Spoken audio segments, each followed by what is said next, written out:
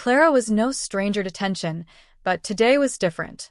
As Isabel's cruel smile twisted the air, Clara's anger began to burn slowly from the inside out. "Are you ever going to leave, Clara Mark?" Isabel sneered from the sofa, her voice like poison. Mark joined in, dismissing Clara with chilling nonchalance. The atmosphere was too small to contain the weight of their betrayal. As Clara quietly responded, agreeing to leave, she set the stage for a deeper revenge. The sting of betrayal fueled her resolve. She knew she was being dismissed, but she wasn't going anywhere without making them regret it. The day had started like any other. Clara had settled into her work routine, sending designs to a client via Zoom. She had no idea that this seemingly mundane day would unfold into a revelation of heartbreak. Mark came home earlier than usual, a habit that had started recently, raising Clara's suspicions. When she noticed his dismissive response to her probing questions, her heart raced. Something wasn't right. After he left for a meeting, Clara couldn't hold back any longer. She made her way to his study, rifling through his desk with trembling hands. There it was, the proof. A receipt for a swanky restaurant, one he had always claimed he could never afford.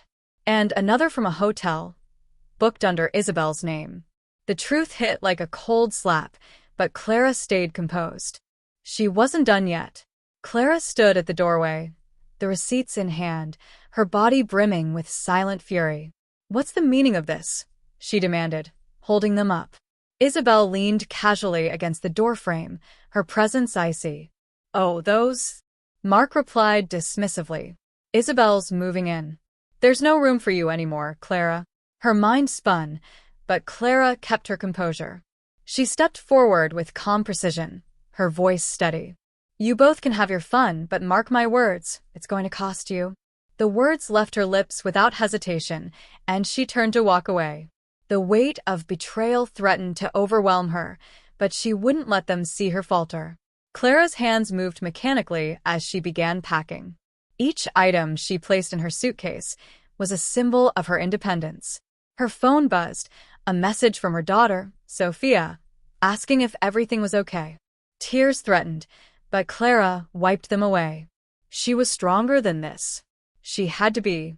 She made a call, arranging for a junk removal service, as though erasing the last remnants of her life with Mark.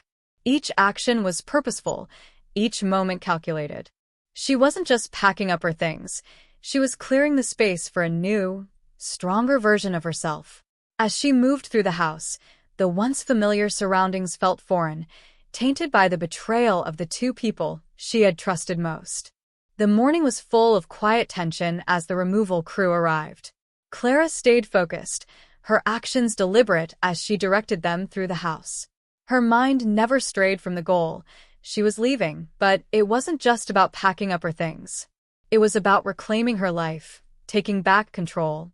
Isabel's voice echoed from the couch, her taunt cutting through the air. "Feels good to downsize, doesn't it?" Clara met her gaze, steady and unwavering. "We'll see who downsizes in the end," she replied calmly, her voice a sharp contrast to Isabel's smugness. This was only the beginning. Clara walked away from the house with one last, steady glance. The laughter from Mark and Isabel followed her, but she didn't flinch. She had crossed the threshold, leaving behind not just the house, but the weight of betrayal. The hotel room she booked was a temporary refuge, but as she dropped her bags, a sense of purpose flooded her. She immediately dialed Mr. Smith, the lawyer, and steeled herself for what lay ahead. This wasn't going to be easy, but Clara knew it was necessary. After the call, she reached out to Sophia. "Hey, Mom, you okay?" her daughter asked, and for a moment, Clara felt the weight of the world lift. "I'm fine, sweetie. Just moving into a hotel for a while," Clara replied, keeping her voice light. Sophia, ever the pillar of strength, reassured her. "Don't worry about me, Mom. We'll get through this." That's when Clara knew their fight wasn't just hers anymore. It was theirs. The next morning, Clara met with Mr. Smith. He was a seasoned lawyer, his demeanor calm and focused. As they went over her options, Clara made her intentions clear. I want to make sure I'm protected and that Mark and Isabel face consequences for their actions. Mr. Smith nodded, outlining the legal steps, starting with a formal separation agreement and potentially moving toward divorce. But it wasn't just about the separation. Clara needed proof of infidelity and financial misconduct to strengthen her case. Clara had already found receipts, but now she needed to dig deeper. Her conversation with Sophia later that day was the turning point. "Check Dad's old laptop," Clara said, urging her daughter to find something incriminating. Sophia was quick to act.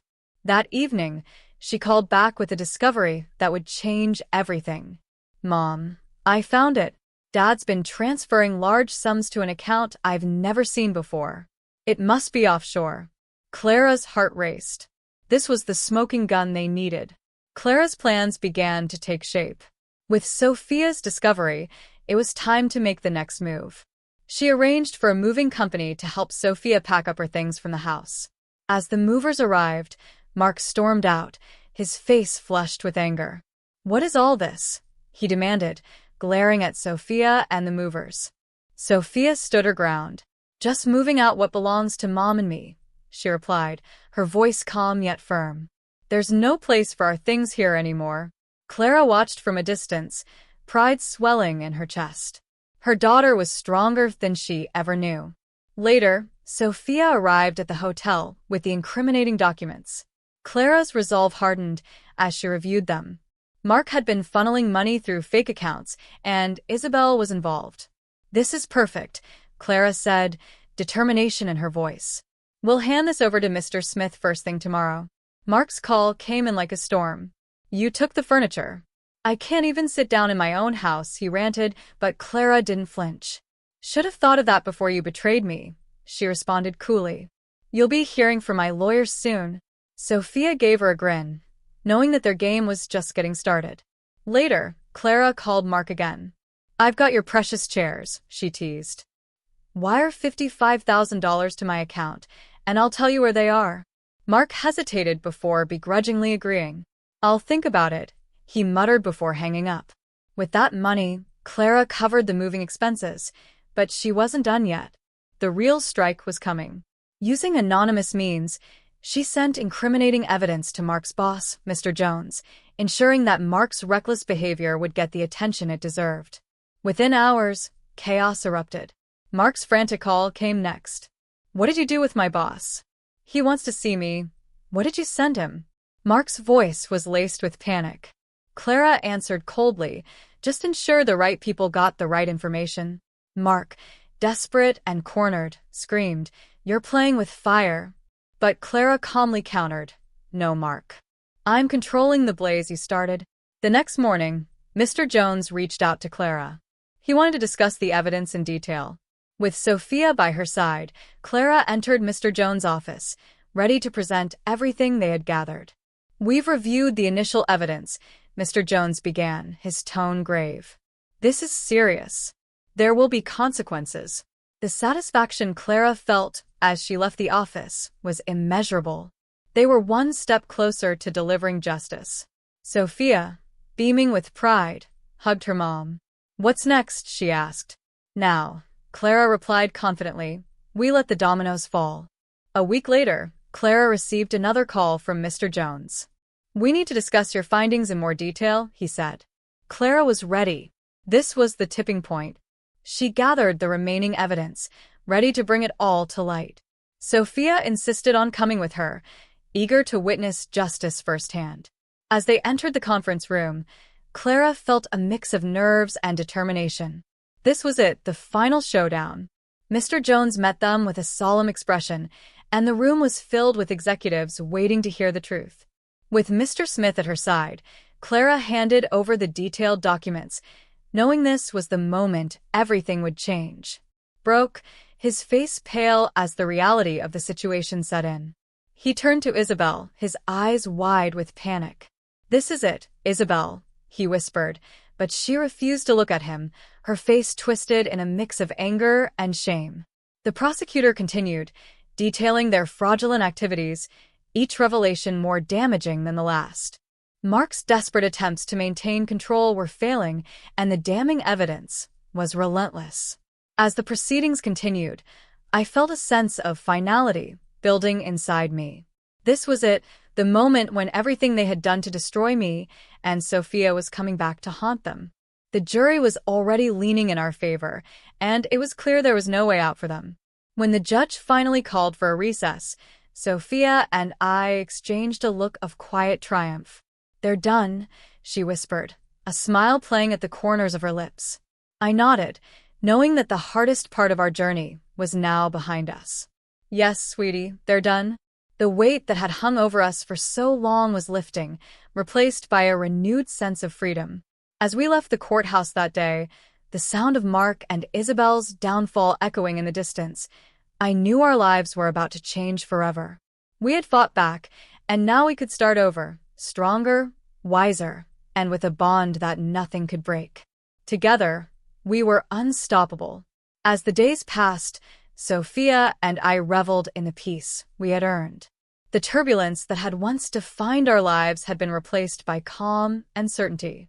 We had taken the darkest chapters and transformed them into a story of resilience, strength, and unwavering determination. Resilient Designs flourished. It wasn't just a business to us, it was a symbol of our triumph. Every new project, every happy client, felt like a reminder that we had rebuilt something solid and meaningful from the wreckage left by Mark and Isabel. And yet, as we continued forward, I felt a quiet yearning for something more. Not just the satisfaction of success, but the possibility of companionship. Dating, something I had pushed aside for so long, began to feel less like an insurmountable mountain and more like a small hill I could climb in time. Thanks to Olivia and encouragement from Sophia, the world outside my work and our family began to feel more welcoming. I wasn't in a rush, but I knew that love, whether in the form of friendship or something more, wasn't something I should shut myself off from.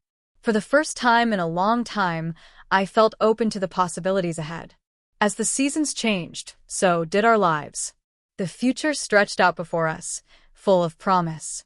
And while Mark and Isabel's downfall had given us our closure, it was what we had built together, since that truly mattered. We had rewritten the script of our lives, and now we were the authors of our own story. A story of triumph, love, and the unbreakable bond between a mother and daughter. With each new day, we were reminded that even in the face of betrayal, we could rise. And we had.